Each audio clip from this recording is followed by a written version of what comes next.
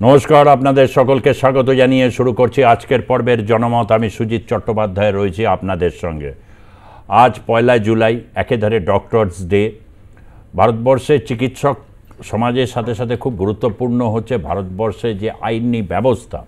সেই আইনি ব্যবস্থায় আজ থেকে এক নতুন দিক সূচিত হলো। আজ থেকে ভারতবর্ষে লাগু হয়ে গেল ন্যায় সংহিতা, তার সাথে ভারতবর্ষের সাক্ষ্য সংহিতা অর্থাৎ Indian evidence act, IPC, Indian penal code এবং সিআরপিসি চিরতরে বিলুপ্ত হলো।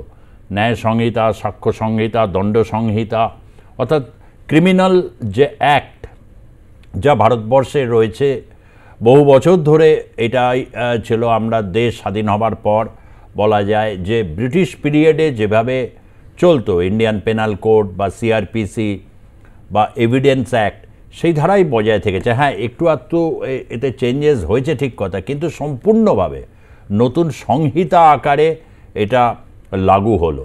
এ নিয়ে বিস্তারিতভাবে যত দিন যাবে অনেকেই জানতে পারবেন, কিন্তু খুব সংক্ষেপে যতটা সময় আমাদের রয়েছে আমরা বোঝাবার চেষ্টা করব। যারা দর্শক রয়েছেন তারাও বুঝে নেবার চেষ্টা করবেন। অনেক প্রশ্ন তাদের অনেকেরই রয়েছে এবং এগুলো, এইসব আইনগুলো সবই পাশ হয়ে গিয়েছিল হচ্ছে বিগত লোকসভায়, যেখানে থাম্বিং মেজরিটি ছিল ভারতীয় জনতা পার্টি। কিন্তু যেহেতু এটা পাশ হয়ে গিয়ে রাষ্ট্রপতির স্বাক্ষর হয়েছিল 1 জুলাই, আজ থেকে এটা গৃহীত হলো।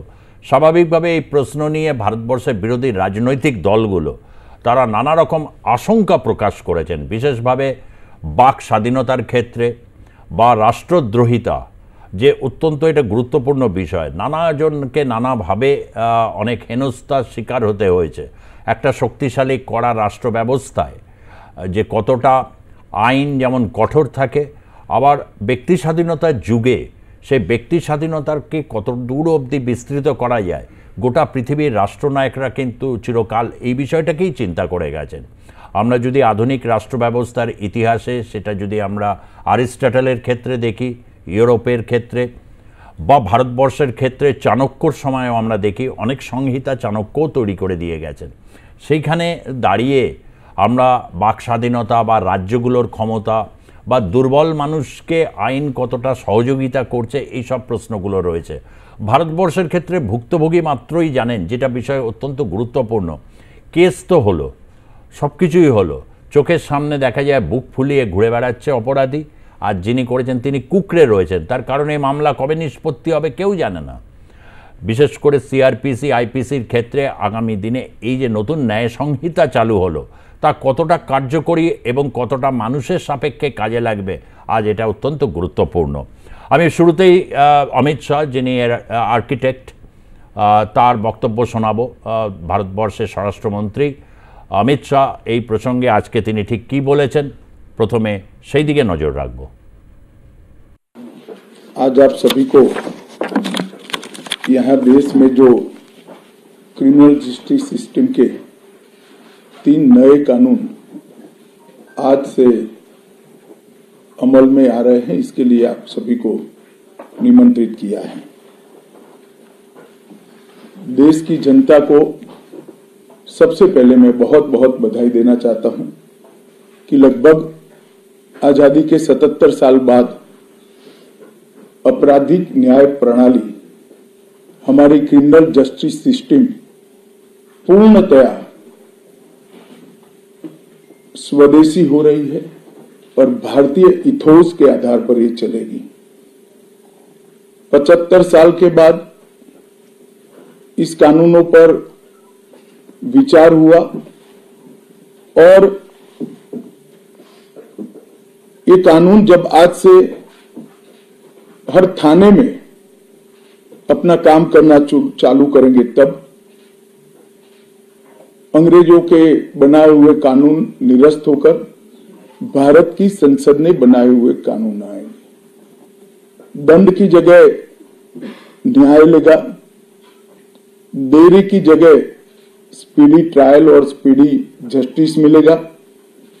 और पहले सिर्फ पुलिस के अधिकारों की रक्षा की गई थी, अब पीड़ितों के अधिकारों की रक्षा और जो कंप्लेनेंट है इसके भी अधिकारों की रक्षा करने का काम होगा।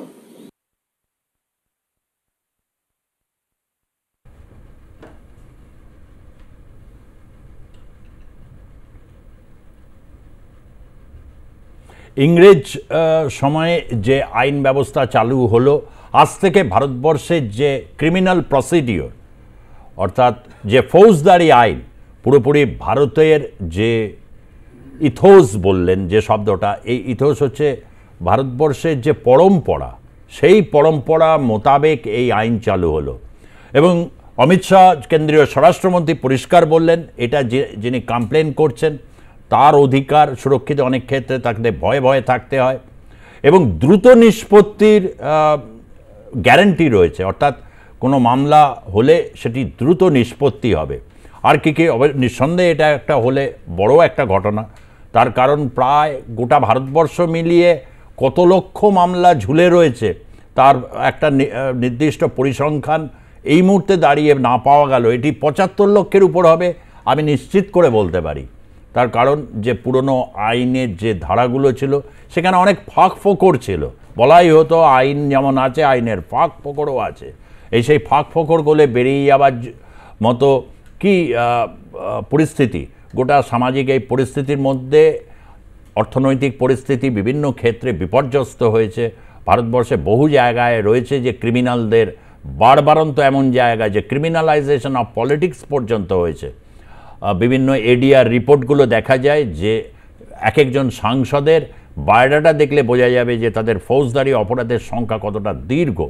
এই সমস্ত কিছুর মধ্যে কি সত্যি একটা পরিবর্তন আসতে চলেছে?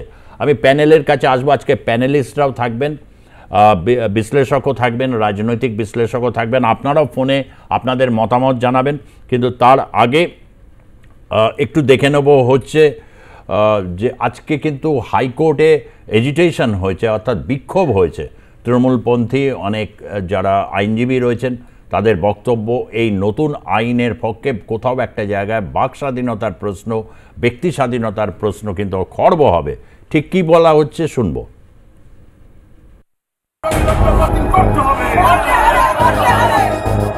আজ থেকেই চালু হয়ে গেল দেশের ন্যায় সংগতি আইন এবং ফৌজদারি মামলার ক্ষেত্রে বিশেষ করে পুলিশের ক্ষমতায়ন কিন্তু আরও বাড়িয়ে দেওয়া হয়েছে। রাষ্ট্রের বিরুদ্ধে যদি মুখ খোলে সেক্ষেত্রে তার যে কঠিন পরিণতি হতে পারে এই আইনের মধ্যে দিয়ে কিন্তু তা স্পষ্ট করে দেওয়া হয়েছে। মানুষের বাক্যরোধ করবার প্রথম যে প্রচেষ্টাটা ওনারা করে ফেলেছেন, কারণ আইনের বলে মানুষের বাক্যটাকে রোধ করা হয়ে যাচ্ছে।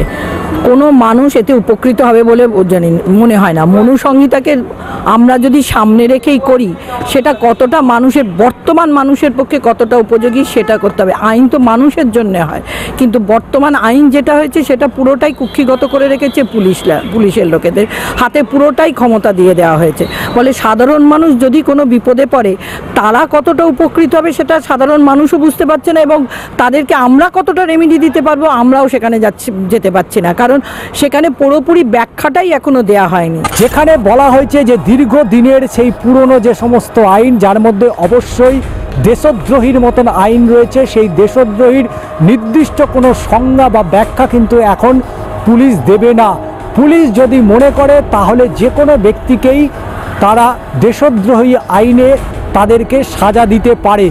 বর্তমানে যে সংশোধন করার ফলে ক্রিমিনাল লয়ে এই যে নতুন করে যে আইন 3টে আনলো, সেই আইন 3টির ক্ষেত্রে মূলত রাষ্ট্র তার দাঁত নখ মুখ একেবারে খিচিয়ে আনার জন্যই কিন্তু এই যে রাষ্ট্রদ্রোহ আইনটিকে সেটিকে ইউএপিএ থাকা সত্ত্বেও দেখুন একটা ক্রিমিনাল মেজর লতেও কিন্তু সেটাকে আবার ঢোকানো হয়েছে এবং তার সংজ্ঞা কিন্তু একেবারে নির্দিষ্ট নয়। ফলে একটা কি করা হয়েছে, একটা অনেকটা ওয়াইডার স্পেকট্রাম দেওয়া হয়েছে। তার ফলে কি হবে, সহজেই যে কাউকে দাগিয়ে দেওয়া যাবে। ফলে এই যে প্রয়াস, এই প্রয়াস কিন্তু আমি মনে করি যে গণতান্ত্রিক ব্যবস্থাপনার জন্য অত্যন্ত ক্ষতিকর একটি প্রয়াস। এই আইনে যেটা মূল উদ্দেশ্য যেটা করেছে যে কপি পেস্ট করেছে, তার সঙ্গে যে ধরনের যে চেঞ্জগুলো করেছে সেই চেঞ্জগুলো অনাবশ্যক, যেগুলো দরকার ছিল না। প্লাস হচ্ছে দেশদ্রোহিতা আইন যে ঢুকিয়েছে, দেশদ্রোহিতা আইনের মধ্যে দেশদ্রোহিতা কাকে বলবে সেই ব্যাপারে কোনো ডেফিনেশন তৈরি করেনি, যে এই ঘটনার দেশদ্রোহিতা বা এই ধরনের অ্যাক্টিভিটি দেশদ্রোহিতা সেটা নেই। দেশদ্রোহী হলেই সেটাকে police without any police report ছাড়া অ্যারেস্ট করতে পারবে। প্লাস আরও যে চেঞ্জগুলো করেছে, আগে যেমন কোনো গাড়ি অ্যাক্সিডেন্ট হয়ে গেলে সেটা সে ড্রাইভার সেখানে চলে যেতে পারতো বা পরবর্তীকালে এসে বেল নিতে পারতো। এখন যেটা বলেছে না, ড্রাইভার অ্যাক্সিডেন্ট করলে নিয়ারেস্ট পুলিশ স্টেশনে অথবা ম্যাজিস্ট্রেট 24 ঘন্টার মধ্যে জামিন নিতে হবে, তা নাহলে অ্যারেস্ট হলে সে বেল পাবে না। নির্দিষ্ট করে আইন ছিল যেখানে পুলিশি হেফাজতের 14 দিনের মেয়াদ, সেই 14 দিনের মেয়াদ কিন্তু মূলত 40 দিনের জায়গায় পৌঁছে যাচ্ছে। যে কোনো অপরাধ সংক্রান্ত মামলার ক্ষেত্রে পুলিশ যেখানে 90 দিনের মধ্যে চার্জশিট দেওয়ার পরে যে কোনো অপরাধী তারা এই 90 দিন পরে তারা জামিনের আবেদন করতে পারে। কিন্তু এক্ষেত্রে দেখা যাচ্ছে যে নতুন যে ন্যায় সংগতি আইন, সেই আইনে কিন্তু সেই প্রভিশন আর থাকছে না। পুরোপুরি একটা ক্রিমিনাল ল ভারতবর্ষে চেঞ্জ করে দিলাম, তাতে 1 বছরের সময় দিলাম না, অ্যাডিকুয়েট ট্রেনিং দেওয়া হলো না, এবং অ্যাডিকুয়েট ট্রেনিংয়ের সাথে সাথে যে আইনের ব্যাখ্যা, পুরনো আইন থেকে নতুন আইনের যে ট্রান্সফরমেশন, কেন আজকের পর থেকে সমস্যা হচ্ছে পুরনো আইন যে আইনে এফআইআর হচ্ছে সে আইনে বিচার হবে, নতুন আইনে এই যে একটা সমস্যার মধ্যে পড়তে হবে, এটাকে কী করে কমানো যেতে পারে, ব্রিজ কী করে করা যেতে পারে, এই কোনো ব্যাখ্যা না দিয়ে সময় সাপেক্ষ একটা টাইম ফ্রেম বেঁধে দেওয়া হলো। কিন্তু সেই টাইম ফ্রেমের মধ্যে এটা করা কিন্তু সত্যি অসম্ভব। যে 10 জন যদি কেউ সাজাপ্রাপ্ত আসামি বেরিয়েও যেতে পারে, কিন্তু একজন নির্দোষ যেন কোনোভাবে সাজা না পায়, এই প্রিন্সিপালটাকে ইমপ্লিমেন্ট করা কিন্তু খুব কঠিন হয়ে যাবে। দেশের শীর্ষ আদালত পর্যন্ত একের পর এক বিগত বছরের পর বছর, অর্থাৎ স্বাধীনতার পরবর্তী পর্যায় থেকে যেভাবে যে সমস্ত মামলাগুলো চলছিল, সেই মামলাগুলোর যে সমস্ত ধারা প্রয়োগ ছিল এবং নতুন যে ন্যায় সংগতির আইনের যে ধারা, সেই ধারায় কিন্তু অনেকটাই কনফ্লিক্ট করতে পারে। শাসন ব্যবস্থাতে যাতে কোনো রকম আঘাত না হয় এবং তারা যেন প্রোটেক্টেড থাকে, সেইভাবে কিন্তু আইনগুলোকে তৈরি করা হয়েছিল। তো তখনকার যে শাসন ব্যবস্থা, তখনকার যে পারিপার্শ্বিক অবস্থা, সেই জন্য যে বিচার ব্যবস্থাটা চালু ছিল, যে শাস্তিমূলক ব্যবস্থাগুলো ছিল, এখন কিন্তু তার নেচারটা অনেকটা চেঞ্জ হয়ে গেছে। তো এখন বর্তমানে যে ক্রিমিনাল অ্যাক্টিভিটিস হয়েছে, বিভিন্ন ধরনের নতুন যে ক্রাইমগুলো হচ্ছে, সেই ক্রাইমগুলো সেই টাইমে ছিল না। তার জন্য যে নতুনভাবে যে এই আইনটা তৈরি হয়েছে, এটা অনেকটাই বাস্তবসম্মত এবং আগের যে আইন ব্যবস্থা ছিল বা আইন যে প্রসিডিওরে বিচার ব্যবস্থাটা চলতো, এখন সম্পূর্ণভাবে সেই বিচার ব্যবস্থাটাও চেঞ্জ হয়ে গেছে। তাহলে পুরনো আইন দিয়ে নতুন বিচার ব্যবস্থা কিন্তু সেটাকে বিচার করা খুব সমস্যা হয়ে যাচ্ছে। অর্থাৎ কোথাও একটা বিবাদ তৈরি করতে পারে, কারণ নিম্ন আদালতের যে মামলা চলছিল এবং নতুন আজ থেকে জারি হয়ে যাওয়া নতুন যে আইন, সেই আইন মেনে আইনজীবী থেকে বিচারপতি এবং অবশ্যই সর্বোপরি সাধারণ মানুষ কতটা উপকৃত হবেন বা সাধারণ মানুষ কতটা এই আইনে স্বস্তি পাবে, কারণ right two freedom, right to speech, এই বিভিন্ন বিষয়গুলোতে কোথাও মনে হচ্ছে যে রাজ কিন্তু নিজেদের হাতেই ধরে রাখতে চাইছে, এমনটাই মনে করছেন কলকাতা হাইকোর্টের আইনজীবী মহলের একটা বড় অংশ। চিত্র সাংবাদিক সুদীপ শাহর সাথে ষষ্ঠী চট্টোপাধ্যায়ের প্রতিবেদন, আর+ নিউজ, কলকাতা। আমাদের সঙ্গে প্যানেলে রয়েছেন কলকাতা হাইকোর্টের বিশিষ্ট আইনজীবী সুরজিৎ মুখার্জি, তাকে স্বাগত জানাচ্ছি। রয়েছেন কলকাতা হাইকোর্টে কর্মরত এবং বিশিষ্ট কবি এবং লেখক সুবল সর্দার, তাকেও আমি স্বাগত জানাচ্ছি। এবং আমাদের সঙ্গে রাজনৈতিক বিশ্লেষক হিসাবে রয়েছেন গৌতম দত্ত, ভার্চুয়ালি তিনি আমাদের সঙ্গে রয়েছেন। আমি গৌতম দত্তকেও স্বাগত জানাচ্ছি এবং দ্রুত একটু দেখে নেব যে বিষয়ে আজকে চর্চা হবে এবং যে বিষয় নিয়ে আপনারা ফোন করবেন, সেই প্রশ্ন আপনাদের কাছে তুলে ধরছি। দ্রুত আপনারা দেখে নিন সেই প্রশ্ন। অপরাধ দমন ও দ্রুত বিচার কি পাওয়া যাবে? সবচেয়ে বড় প্রশ্ন হচ্ছে এটা, যেভাবে অপরাধের দমন এবং দ্রুত বিচার, এটা হচ্ছে মানুষের কাছে সবচেয়ে বড় চাহিদা। গুন্ডা মস্তানদের দমন সম্ভব? এটা বড় প্রশ্ন। বিশেষ করে চোপড়া কাণ্ডে যে ঘটনা প্রবাহ চলছে, চোপড়া কাণ্ডের একটু আপডেট আপনাদের দিয়ে দিই। জেসিবি যে হচ্ছে স্থানীয় তৃণমূলের নেতা, একেবারে বলা যায় পাষণ্ড গুন্ডা প্রকৃতির এই নেতাটি গ্রেপ্তার হয়েছে এবং চোপড়া থানার আইসিকে সরিয়ে দেওয়া হয়েছে। আইসি ওসিদের সম্পর্কে সাম্প্রতিক সময় মমতা বন্দ্যোপাধ্যায়ের বক্তব্য আপনাদের নিশ্চয়ই স্মরণে রয়েছে। চোপড়া কাণ্ডের পর সেই আইসি এবং একদম নিষ্ঠুর তালিবানি কায়দায় যেভাবে একজন প্রেমিক যুগলকে তাদেরকে যেভাবে আর কি পেটানো হচ্ছে এবং আইন নিজের হাতে তুলে নিয়েছেন, দেখুন কিভাবে আর কি এই ছবি গোটা ভারতবর্ষে ভাইরাল হয়ে গেছে। এবং সেই স্বঘোষিত তৃণমূল নেতা, স্থানীয় তৃণমূল নেতা হিসাবে জেসিবি তাকে ইতিমধ্যে গ্রেপ্তার করা হয়েছে। আমি শুরুতে সুরজিৎ মুখার্জিকে এই প্রশ্নটা নিয়েই আসি। ধরুন এই যে প্রকাশ্যে যে এই জেসিবি, এই যে চোপড়া কাণ্ডে, এগুলো আইপিসি ধারা আছে, পুরনো ধারা। প্রথম কথা হচ্ছে পুরনো ধারাটা আপনি জানেন, নতুন এটা কোন ধারায় এগুলো আগামী দিনে ট্রিটমেন্ট হবে। এবং আমার যে প্রশ্ন, এই যে এত বড় অপরাধ করলো, আজ থেকে যেহেতু লাগু হলো, এর বিরুদ্ধে কি এই যে নতুন ন্যায় সংহিতা অনুযায়ী কি আইনটা লাগু হবে, এই যে চোপড়া কাণ্ডে যে জেসিবি? প্রথমেই সকলকে শুভ সন্ধ্যা জানাই। এই কথা বলার আগে, উত্তর দেওয়ার আগে আমাকে এই আজকে যে নতুন আইনটা, 3টে আইন প্রবর্তন হলো, সেই বিষয়ে একটু প্রেক্ষাপটটা বলে দেওয়া দরকার। আমরা জানি ভারতবর্ষের সংবিধানে, ভারতীয় সংবিধানে মূল কথা হলো ডেমোক্রেসি বা গণতন্ত্র। গণতন্ত্রের পীঠস্থান হচ্ছে সংসদ ভবন বা পার্লামেন্ট হাউস। সেখানে আমরা দেখলাম বিগত লোকসভা অধিবেশনে 146 জন সাংসদকে বাইরে রেখে সম্পূর্ণ অগণতান্ত্রিকভাবে এই 3টে আইনকে প্রণয়ন করা হলো। এখন আমরা আইনের ছাত্র হিসেবে দেখেছি, যখনই আইনের কোনো কিছু চেঞ্জ, অ্যাডিশন, অল্টারেশন বা মডিফিকেশান করবার দরকার হয়, আইনের ভাষায় যেটাকে বলা হয় অ্যামেন্ডমেন্ট বা রিপিল, তো সেটা করা যেতে পারত। সেটা না করে এইরকম সম্পূর্ণভাবে পুরোপুরি আমূল পরিবর্তন করে সেকশান, আন্ডার সেকশান সমস্ত পাল্টে দিয়ে, এমনকি পানিশমেন্ট পাল্টে দিয়ে পুরো ব্যাপারটা একটা মানে সে আমরা যাকে বলি সে একটা খিচুড়ি টাইপ ব্যাপারটা হয়ে গেল। এখন যারা 38 বছর 40 বছর ধরে আইনজীবী হিসেবে প্র্যাকটিস করছেন, এমনকি মাননীয় বিচারক মহাশয় যারা আছেন, তাদেরকেও কিন্তু প্রতি মুহূর্তে প্রত্যেকটা ঘটনার ক্ষেত্রে কিন্তু বই, সেকশন, আন্ডার সেকশন এবং তার প্রসিডিংটা কীভাবে হবে সেইটা দেখতে হবে। এই যে আজকের যে ঘটনাটা আপনি যে কথাটা বললেন, এখন এইটা সম্পূর্ণ নির্ভর করছে পুলিশের ওপর। এই নতুন আইনে এই দণ্ড সংহিতা বা ভারতীয় ন্যায় সংহিতা, এই যে যেগুলো করা হয়েছে, এতে পুলিশকে কিন্তু মানে প্রচুর পাওয়ার দেওয়া হয়েছে। কীরকম আমি আপনাকে বলি, একটা আমাদের কথা আছে কগনিজেবল অফেন্স, নন কগনিজেবল অফেন্স, মানে আদালত গ্রাহ্য, আদালত অগ্রাহ্য। কিছু কিছু ক্ষেত্রে কি হয়, যেগুলো কগনিজেবল অফেন্স 7 বছরের নিচে যেগুলো সাজা কম হয়, সেক্ষেত্রে কি হয়, পুলিশ 41A CRPCর নোটিশ তাদেরকে, যারা অভিযুক্ত হয় তাদেরকে প্রথমে প্রাথমিকভাবে পাঠানো হয়, দুম করে অ্যারেস্ট করে না। কিন্তু এক্ষেত্রে কি হলো, পুলিশের হাতে এমন পাওয়ার দিয়ে দেওয়া হলো, সাজার পরিমাণটা বাড়িয়ে দেওয়া হলো। পুলিশ 41A CRPCর মধ্যে নাও যেতে পারে, ডাইরেক্ট গিয়ে তাকে অ্যারেস্ট করে দিতে পারে, যেহেতু সাজার পরিমাণটা 7 বছরের ওপর চলে গেছে। এই গণপিটুনি বা এই ধরনের মব লিঞ্চিং, এতে ক্ষেত্রে এমনকি পর্যন্ত বলছে জেল যাবজ্জীবন পর্যন্ত হতে পারে। সেরম ক্ষেত্রে যদি যার ক্ষেত্রে ঘটনা ঘটেছে তার যদি সেরম শেষ পরিণতি খারাপ হয়, মৃত্যু পর্যন্ত হয়, তাহলে যে অপরাধী তার মৃত্যুদণ্ড পর্যন্ত হতে পারে।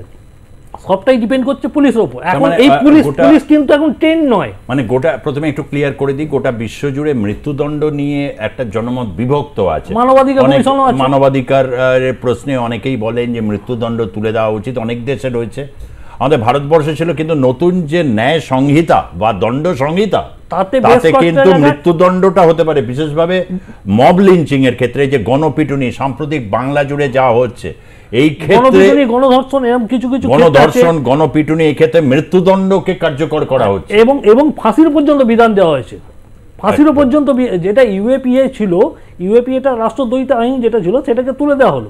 তুলে দিয়ে যেটা করা হলো, সেটাও কিন্তু ওই জিনিসটাই হলো। কিন্তু রাষ্ট্রযন্ত্র, যেটা আমরা রাষ্ট্র চালাতে যে রাষ্ট্রযন্ত্র যাকে বলি, তার পাওয়ারটা এতটাই বাড়িয়ে দেওয়া হলো যে সেই রাষ্ট্রযন্ত্র কি করবে, নিজের ইচ্ছা মতো চলবে এবং যথারীতি যারা রাষ্ট্রের শাসনের দায়িত্ব আছে তাদের কথা অনুযায়ী। আমি একটুখানি আসবো সুবল বাবুর কাছে। রাষ্ট্রযন্ত্রের ক্ষমতা বৃদ্ধি পাবে, সুরজিৎ মুখার্জির বক্তব্য, অনেক আইনজীবীও এই মন্তব্য রাখছেন যে রাষ্ট্রযন্ত্রের ক্ষমতা বৃদ্ধি বা পুলিশের ক্ষমতা বৃদ্ধি হওয়া মানে ফ্রিডম অফ স্পিচ বা নাগরিকের অধিকার কম হওয়া।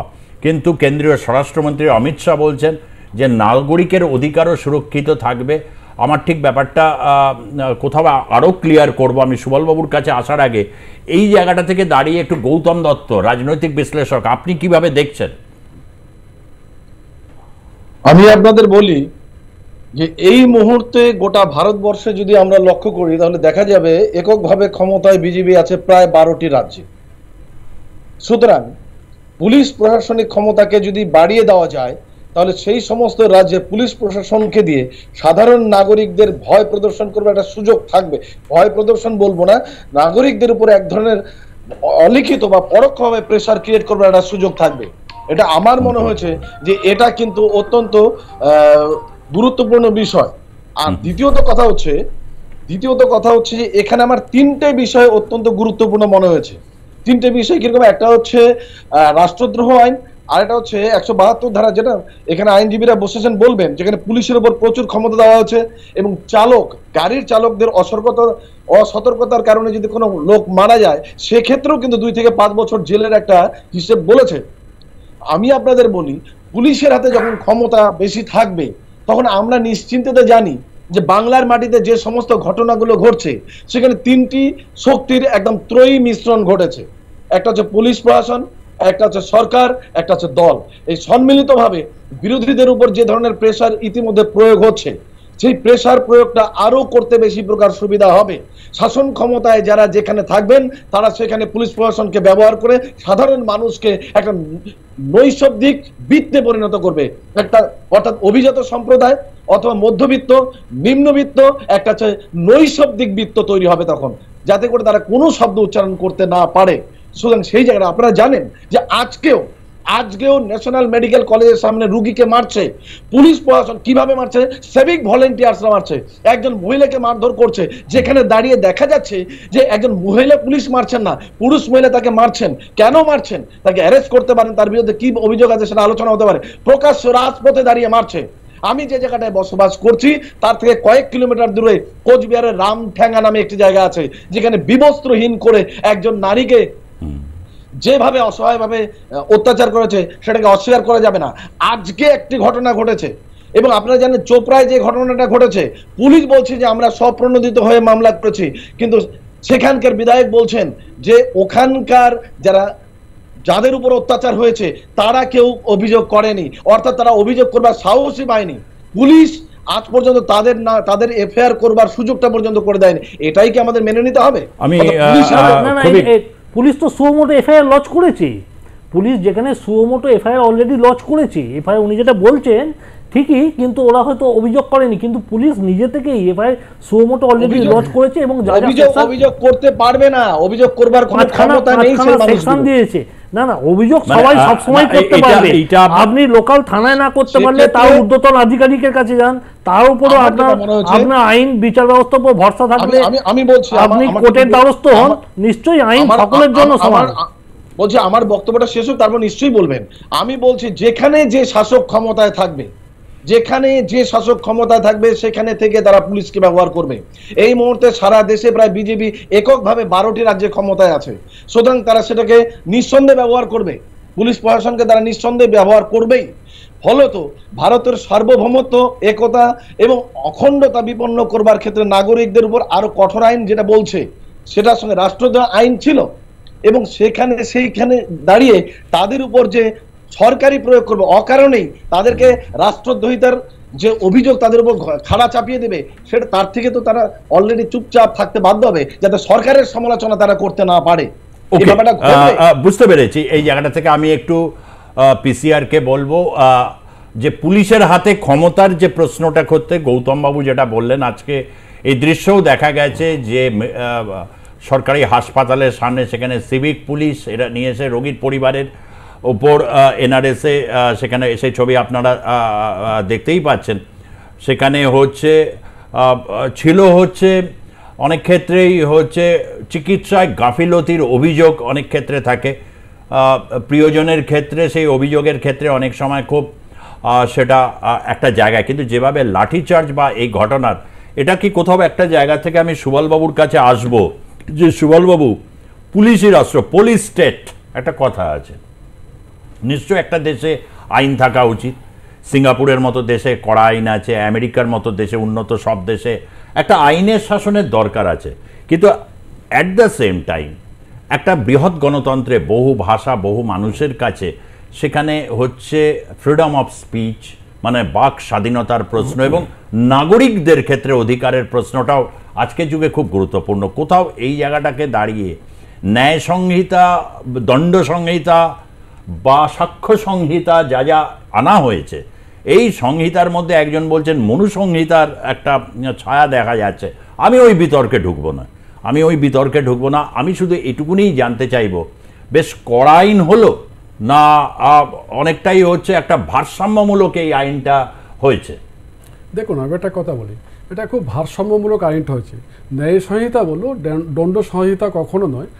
রাষ্ট্র পরিচালনার ক্ষেত্রে পুলিশের ভূমিকা থাকে এবং থাকবে, চিরকালই আছে, না তো আমরাকে রাষ্ট্রকে কন্ট্রোল করা যাবে না। এখন জানতে হবে কেন এই আইন এলো আর কি আইন ছিল।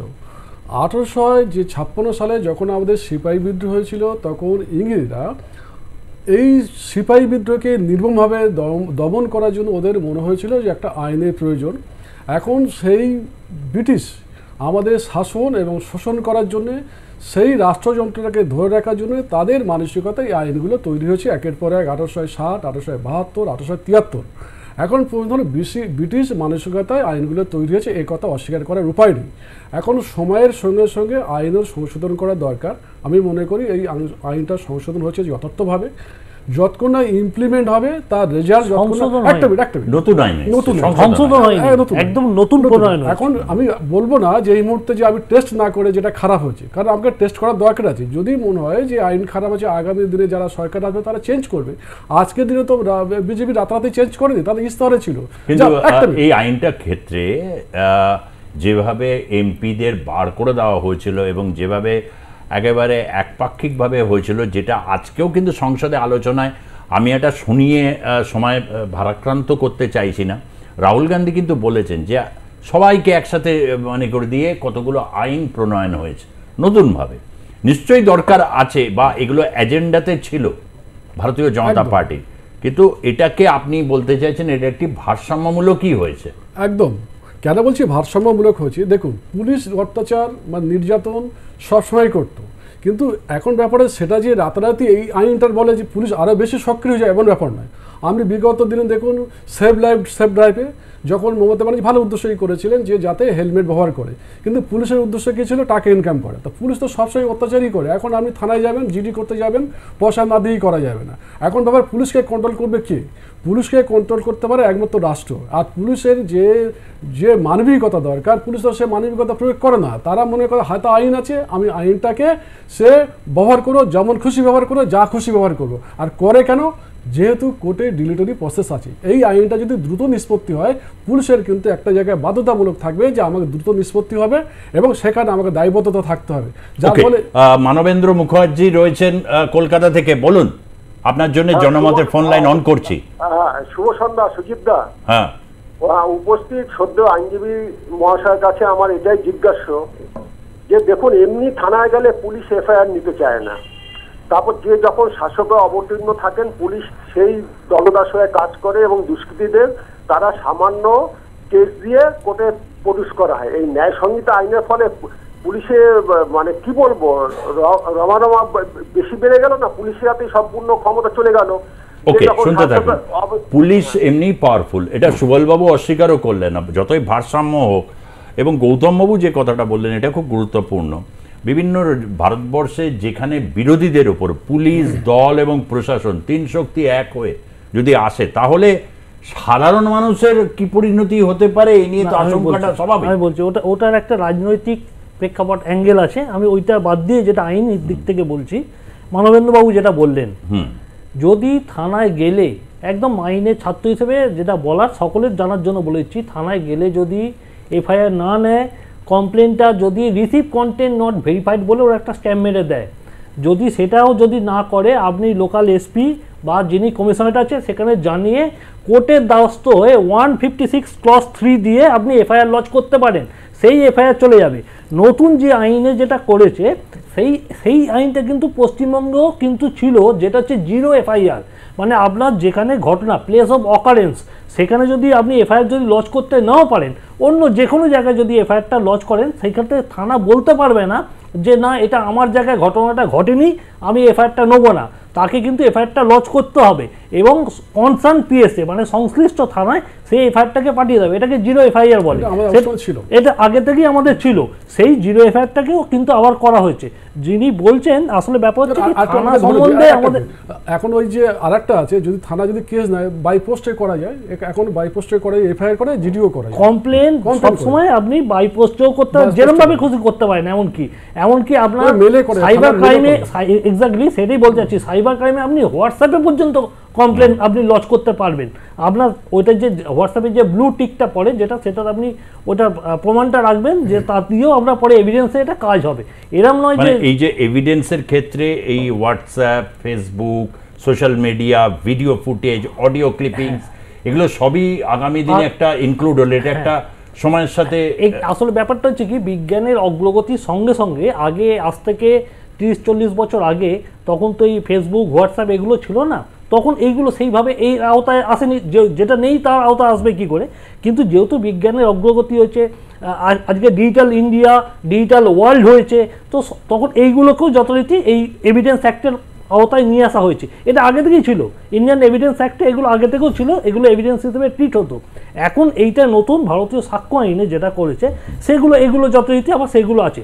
আমার বক্তব্য সেটা নয়, এটা যেটা আছে আইন, আমি আইনের প্রতি সম্পূর্ণ এবং বিচার ব্যবস্থার প্রতি শ্রদ্ধাশীল হয়ে বলছি, এটা নতুন করে প্রণয়ন না করে এগুলো অ্যামেন্ডমেন্ট রিফিল করা যেতে পারতো, অথবা টাইম টেকিং ফ্যাক্টর। কারণ যারা পুলিশ আছে, যারা জুডিশিয়ারি সিস্টেমে আছে, এমনকি আমরা যারা আইনজীবী আছি, আমাদের এটা বুঝতে, ইমপ্লিমেন্ট করতে, এমনকি শিখতে, বলতে কোনো দ্বিধা নেই। নতুন আইনে কোথায় কি প্রসিডিওর, সেকশন, আন্ডার সেকশন সব পাল্টে গেছে, এভিডেন্সের প্রসেস পাল্টে গেছে, পানিশমেন্টের প্রসেস পাল্টে গেছে, এমনকি পুলিশের নিজস্ব, আপনি জানবেন পুলিশের একটা, পুলিশ প্রসিডিংয়ের একটা পুলিশের হ্যান্ডবুক হয়, এটা অনেকে জানে না, কারণ পুলিশ ম্যানুয়াল যেটাকে বলে, তো পুলিশের ম্যানুয়ালও চেঞ্জ হবে।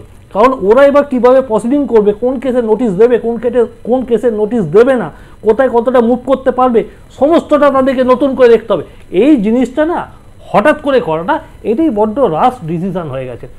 এটা একটা হটকারী ডিসিশন হয়ে গেছে। ক্ষেত্রে স্বাভাবিক, এই কারণেই বিরোধীরা এই প্রশ্নটা করছে না, লোকসভাতে, রাজ্যসভাতে, বিভিন্ন জায়গায় অনেক বার অ্যাসোসিয়েশনের মেম্বার, বিভিন্ন বিরোধী রাজনৈতিক দলে বলতে গেলে শুধু লিগ্যাল আর্কিটেকচারটা না নড়বড়ে হয়ে গেছে।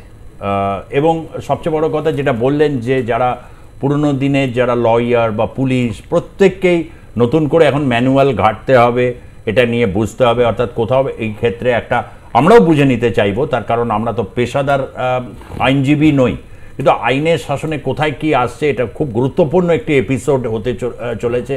আগামী দিনে এই নিয়ে বিভিন্ন বিতর্ক আসবো। ডেফিনেটলি একটু রাখুন। ইউনুস আলী মুর্শিদাবাদ থেকে ফোন করেছেন, বলুন আপনার কি জিজ্ঞাস্য? আমার জিজ্ঞাসা হচ্ছে যে মাননীয় সাহিত্যিক বা কবি মহাশয়কে প্রশ্ন, যে আপনার মতো ভদ্র মহোদয়কে যে কোনো সময়, যে কোনো মুহূর্তে একটা মানুষ, নারী হোক পুরুষ হোক, আপনাকে আইনের আওতায় নিয়ে যেতে পারে, এবং সেক্ষেত্রে আপনি কিন্তু যথার্থভাবে অপরাধ করেননি। এইটা আপনি কি পরীক্ষা করবেন যে বাস্তব অবস্থাটা কোন জায়গায় দাঁড়াচ্ছে? নতুন এই দণ্ড সংহিতা, এই উপলব্ধির মধ্যে থাকাটা আমার মনে হয় আপনার ঠিক বলা হচ্ছে না। আর দ্বিতীয় কথা হচ্ছে যে এটা হচ্ছে একটা দমনপীড়ন, তালিবানি আইন, এবং এটা মধ্যযুগেও এই আইন ছিল না, ব্রিটিশ আমল আইন করেছিল, কিন্তু তার মধ্যেও এই ব্রিটিশ আইনের কিছু অঙ্গ এখনো আছে, কিন্তু এত পৈশাচিক নয়। এই আইনকে কার্যত বিজেপি সরকার তার নিজের মর্জি মতো নিজ দলকে, সরকারকে রক্ষা করার জন্য এবং বিরোধীদের বিনাশ ঘটানোর জন্য আইনটাকে আপাতত কার্যকরী করছে, কিন্তু ভারতবর্ষের মানুষ এই আইনটাকে আপনি শুনতে থাকুন। হ্যাঁ বলুন। দেখুন, মানে কোথাও আপনার মনে হচ্ছে যে আপনি যতটা আইনটাকে মানে বলছেন শুদ্ধভাবে এটা এসেছে, অনেকের ক্ষেত্রে বাস্তব পরিস্থিতিতে এই জায়গাটা থেকে কোথাও একটা জায়গা ওই একই নাগরিক সমাজের মনে হচ্ছে যে পুলিশের হাতে এবং বেশি এটা চলে যাওয়া মানে তাদের কোথাও অধিকার খর্ব হওয়া, এটা নিয়েই হচ্ছে সবচেয়ে বেশি সংশয়। একটু আগে আমাদের উনি বললেন যেটি, সময়ের সঙ্গে তাল মিলে কিন্তু আইন চেঞ্জ হবে, কেন না হলে তাহলে আমরা পিছিয়ে পড়বো। আজকের দিনে আগে যে আইন ছিল বা যে ক্রাইমগুলো হতো, এখন দেখুন ক্রাইমের নেচার অনেক চেঞ্জ হয়ে গেছে, সাইবার ক্রাইম থেকে আরম্ভ করে বিভিন্নভাবে এখন সেই আইনগুলো আপনি ধরবেন কি করে? কিছুদিন আগে দেখুন না, যে কোনো অপরাধীকে যখন ধরতে পারছেন না, গাঁজা খেসে ফাঁসি দাও, তাহলে অপরাধীকে আমি যখন ধরতে পারছি না, তাকে গাঁজা খেসে ফাঁসি দিয়ে ধরছি, তাহলে তখন সেই আইনগুলো কোথায় থাকবে? তাহলে আমার কোটি কোটি টাকা ভারতের টাকা চুরি করে বিদেশে গিয়ে বসাচ্ছে, তাদেরকে কোন আইনে ধরবে? তাহলে আমি অপরাধীকে ছিল, তাহলে অপরাধীকে ধরতে গেলে তাহলে আমাকে আইন চেঞ্জ করতে হবে। এই নতুন যে আইন আছে, অ্যাপ্রিহেন্ড করার কোনো কারণ নেই, কোনো কারণ নেই, আমি এটা মনে করি এই আইনটাকে টেস্ট করা দরকার। একটা প্রশ্ন এই ক্ষেত্রে আমি আসবো গৌতম বাবুর কাছেও। একটা প্রশ্ন, মানে ধরুন এই যে কাউকে ধরার পর 14 দিন পুলিশ হেফাজতটা 40 দিন হয়ে গেল, মানে 40 দিন কেউ ধরুন তার অপরাধ প্রমাণিত হবার আগে এই পুলিশ কাস্টাডিতে থাকবে। আমরা তো জানি আমাদের দেশে পুলিশ কাস্টাডিগুলোর কি অবস্থা, এই তীব্র গরম, তার সাথে হচ্ছে অত্যন্ত মানে অপরিচ্ছন্ন সমস্ত ব্যবস্থা, সেখানে 14 দিন বাড়িয়ে 40 দিন হয়ে গেল। 90 দিনটাও এই ক্ষেত্রে সম্ভবত বাড়ানো হচ্ছে। এই জায়গাগুলোতে তো পুলিশের হাতে অনেকটাই ক্ষমতা তাহলে চলে এলো। মানে 14 দিনের জায়গায় যদি 40 দিন কাউকে পুলিশ কাস্টাডিতে কাটাতে হয়, তাহলে এটা কতটা মানে ন্যায়সঙ্গত হলো? আমি অবশ্যই বলি, তো এটা তো আমরা তো এটা গ্র্যাভিটি, ক্রাইমের গ্র্যাভিটি অনুযায়ী তো তাকে থাকতে হচ্ছে। নর্মালি ধর সামান্য অফেন্সে আমরা কি 40 দিন তো থাকতে হচ্ছে না। আবার অ্যাট দ্য সেম টাইম সুফল আছে, তো এই মামলা কিন্তু দ্রুত নিষ্পত্তি হবে। তেমনি আগে একটা মিনিট আগে যখন দেখা গেল যে 20 বছর পরে সে বেকসুর খালাস, কোনো অপরাধ করলো না, 20 বছর পরে সে জানতে পারলো, অপরাধী জানতে পারলো তার কোনো অপরাধ নেই। আর এইবার এখন যদি আমি দেখা যায় যে আমার দ্রুত নিষ্পত্তি হয়ে গেল, আমি দ্রুত রেজাল্ট পেয়ে গেলাম, তা সেটা সুফল। আমি এই জায়গাটা একটু আসছি, আমি একটু গৌতম বাবুর কাছে যাব, দ্রুত এগোচ্ছে, আমাদের হাতে সময়ও আছে। সুন্দর একজন কলার এসছেন নদিয়া জেলা থেকে। হ্যাঁ হ্যাঁ বলুন মিস্টার বিশ্বাস। হ্যাঁ, বলছি যে রাষ্ট্রপতি যে নতুন আইন চাষ করেছে, যে বলছে যে গণপিটুনিতে ফাঁসি, ধর্ষণ বা খুন করলে কিন্তু ফাঁসি হবে না। ধর্ষণের ক্ষেত্রে সাময়িক যাবজ্জীবন রাখা হয়েছে এবং না মানে মৃত্যুদণ্ড প্রভিশন আছে। 12 বছরের কম বয়সী যদি কোনো কিশোরী ক্ষেত্রে ঘটনা ঘটে থাকে সেক্ষেত্রে মৃত্যুদণ্ড প্রভিশন আছে। আচ্ছা, 12 বছর নিচে, 12 বছরের নিচে কোনো কিশোরীর সাথে যদি হয় সেটা প্রমাণিত হলে কিন্তু মৃত্যুদণ্ড এবং রয়েছে। কল্যাণবাবু ঠিক আছে, শুনতে থাকুন। হ্যাঁ, আমি একটু গৌতম বাবুর কাছে আসছি। এটাও তো ঠিক কথা, সেই কবে ধরা যাক এই সাক্ষ্যগুলো ঠিক মতো নেই, এভিডেন্স নেই। যদি এই বাংলার ক্ষেত্রেই আমরা দেখি কত বড় বড় কত ঘটনা আছে, ধরুন সেই সাইবাড়ি হোক বা ধরুন এই হোক বা বিজন সেতু হোক বা এই হোক বা নানা রকম ঘটনা, কিন্তু সেই তদন্তের কোনো নিষ্পত্তি হয়নি, চলছে তো চলছেই, কবে হবে জানা যাচ্ছে না। কিন্তু এই ক্ষেত্রে নতুন ন্যায় সংহিতার ক্ষেত্রে দ্রুত নিষ্পত্তির প্রভিশনটা রাখা হয়েছে। এটা যে কোনো জাস্টিসের ক্ষেত্রে, আধুনিক সমাজ জাস্টিসের উপর দাঁড়াবে, জাস্টিসের ক্ষেত্রে দ্রুত নিষ্পত্তি কিন্তু অত্যন্ত গুরুত্বপূর্ণ নয় কি? একদম। এই একটা ব্যাপারে বলতেই হয় যে দ্রুত নিষ্পত্তি এটা কিন্তু সকলেই চায়। এক একটা কেস 12 বছর 13 বছর 14 বছর ধরে চলছে।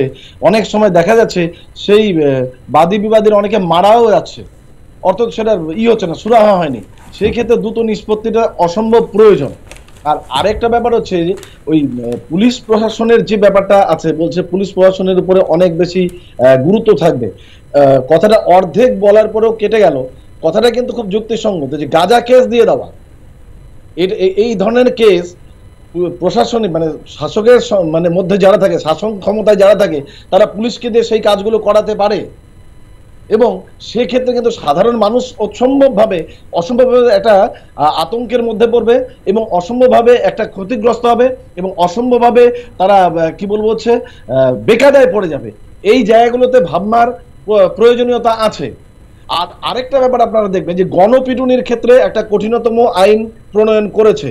হ্যাঁ, এটা করা প্রয়োজন, কিন্তু কেন আজকে আমি 2-3 দিন থেকে একটা জিনিস সত্যি একাই ভাবছি যে কেন এত ভায়োলেন্স হচ্ছে, মানুষ কেন এত সহিংস হয়ে উঠছে।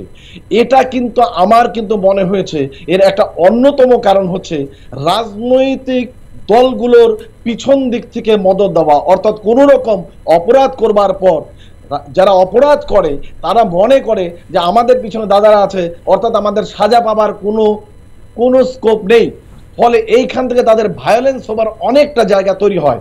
সেখানে গণপিটুনিতে বা ছিনতাইয়ের মতো অপরাধেও যদি ভালো সাজা হয় সেটা কিন্তু প্রতিরোধের একটা খুব গুরুত্বপূর্ণ জায়গা। এটা তো ঠিক কথাই গৌতম বাবু, যে ক্রিমিনালাইজেশন অফ পলিটিক্স, এটা তো আমাদের দেশে হচ্ছে এক একজন নেতা সে মদতটা দেবে না কেন? তার নিজেরই কত ফৌজদারি কেস রয়েছে ভারতবর্ষে, এক একজন স্টার এরকম মানে তারা মানে আমি আপনাকে 1 মিনিট শুধু বলছি যে 2019 সালে যে সমস্ত সাংসদরা ক্ষমতায় এসেছিলেন এডিআর এর পরিসংখ্যান অনুযায়ী তার মধ্যে অন্তত 40% সাংসদ আছেন যারা ফৌজদারি মামলায় ফৌজদারি মামলার দ্বারা হয়ে আছেন, মানে তাদের কাছে ফৌজদারি মামলা আছে এবং কারো কারো বিরুদ্ধে অত্যন্ত কঠিনতম ক্রিমিনাল মামলা রয়েছে।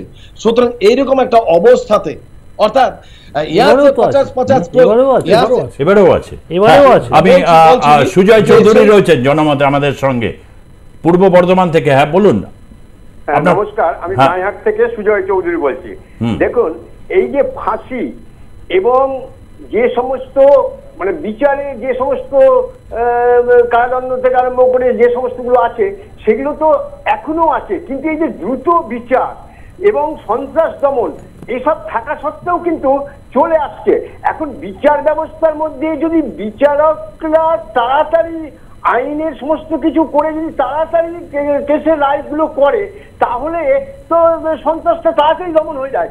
এখন এই যে 146 জন সংসদকে মানে সাসপেন্ড করে তাড়াতাড়ি যে এই আইনটাকে আরম্ভ করবে মানে চালু করে দিল, এটা তো আমার মনে হচ্ছে যে বিরোধী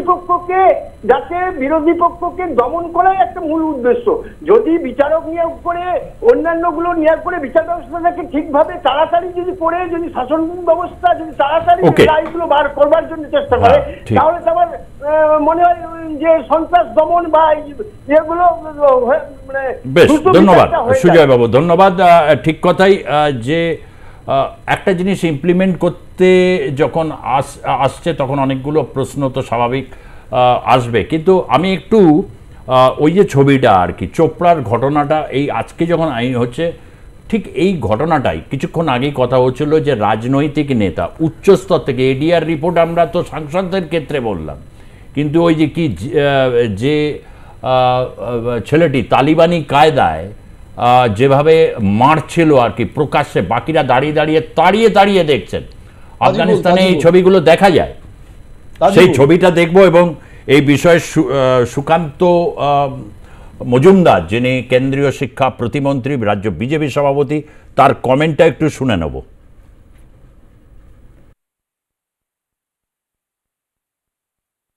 বারবার এই ধরনের ঘটনা প্রমাণ করছে রাজ্য প্রশাসনের উপরে মানুষের কোনো বিশ্বাস নেই, মধ্যযুগীয় ব্যবস্থা।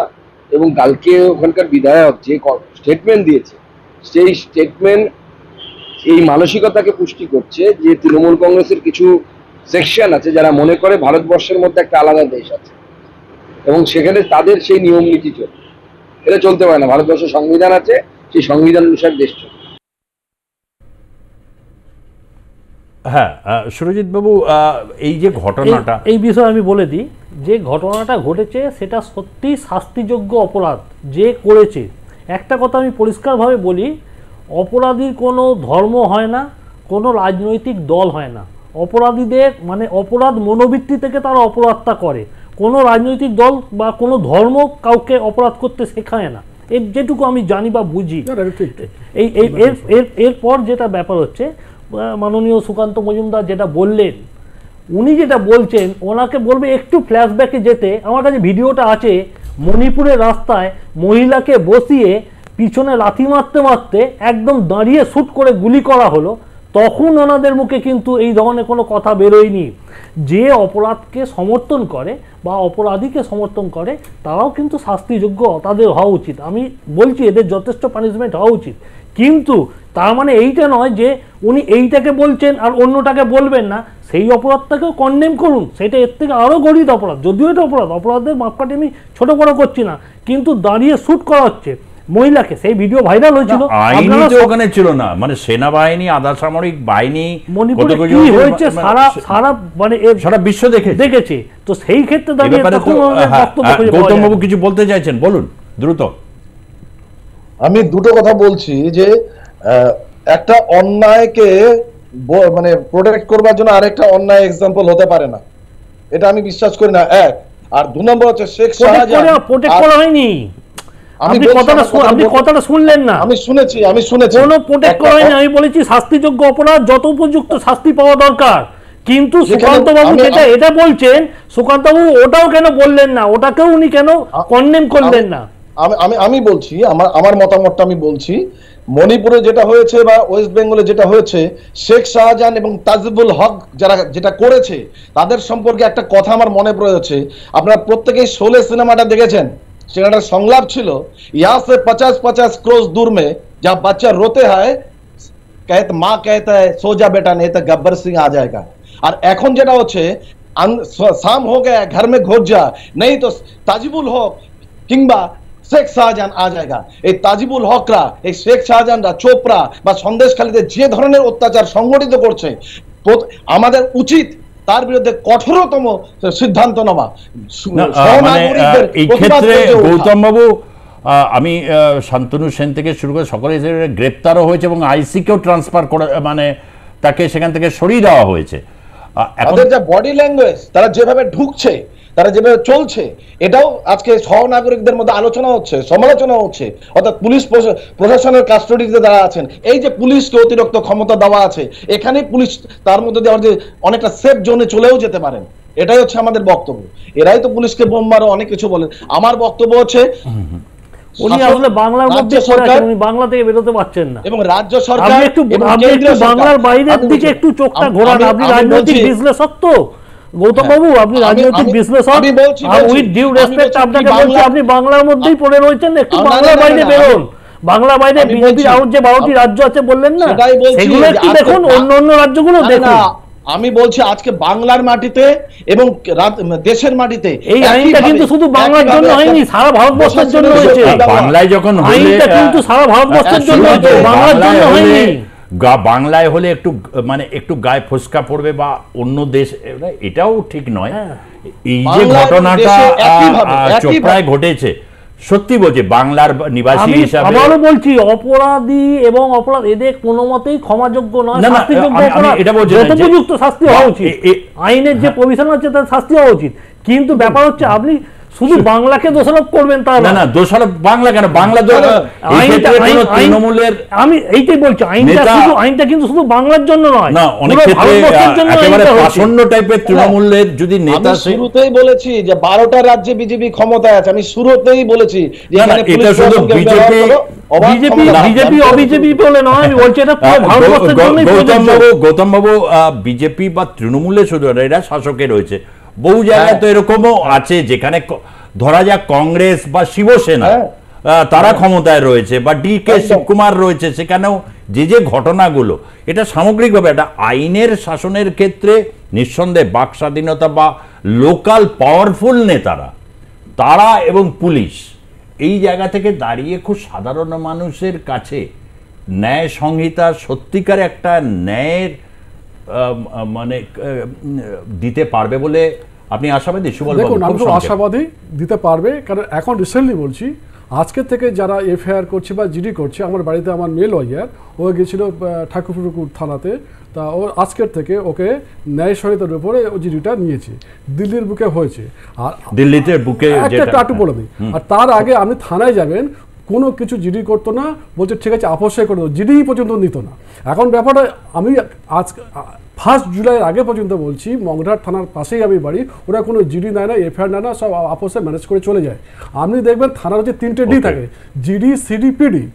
জিডি হলো আমরা ইন্ডেক্স অফ দ্য। ধন্যবাদ। আজকে বড় বিষয় থাকলে এটাই হয় যে বিতর্ক, ফোন সবার মধ্যে দিয়ে জনমত এইভাবে আপনাদের কাছে আগামী সময় এই যে একটা যে ভারত চেঞ্জে হচ্ছে, যে রাজনৈতিক পরিস্থিতি বা যে পরিস্থিতিগুলোকে আমরা আগামী সময় মোকাবিলা করতে চলেছি, একটা আগাম পূর্বাভাস দিয়ে রাখি যে ন্যায় সংহিতার ক্ষেত্রে আইন বা কী হচ্ছে, পুলিশ স্টেট হয়ে উঠছে কিনা, এই নিয়ে দেশের জনমত তো তৈরি হবেই বা জনমত বলবে, কিন্তু তার সাথে সাথে আগামী সময়ে দাঁড়িয়ে যে এক অসাম্য, কোনো জায়গায় শিক্ষা, সংস্কৃতি, রুচি, এই যে অসাম্য বাংলার বুকে তো নয়, গোটা ভারতবর্ষে যেখানে এই তালিবানি কায়দায় যদি অত্যাচার নেমে আসে, মানুষ বলবেই। এবং সেই ক্ষেত্রে আইনের শাসনকে প্রতিষ্ঠা করার জন্যে যে লড়াই আগামী সময়ের থেকে চলবে, বা চলতে থাকছে সেদিকেও আমাদের সজাগ নজর থাকবে। ধন্যবাদ জানাচ্ছি সুরজিৎ মুখার্জি। সময় একেবারে একটা কথা বলবো, সময় আমাদের অতিক্রান্ত। যেটা মূল কথা, সত্যমেব জয়তে, Right. সত্যের জয় হোক। ওকে, সুবলবাবু আপনাকেও ধন্যবাদ, গৌতম দত্ত রাজনৈতিক বিশ্লেষক আপনাকেও ধন্যবাদ জানিয়ে আজকের মতো জনমত এই পর্যন্তই। দেখতে থাকুন আর প্লাস নিউজ, সবার আগে সবার পাশে। ধন্যবাদ, নমস্কার।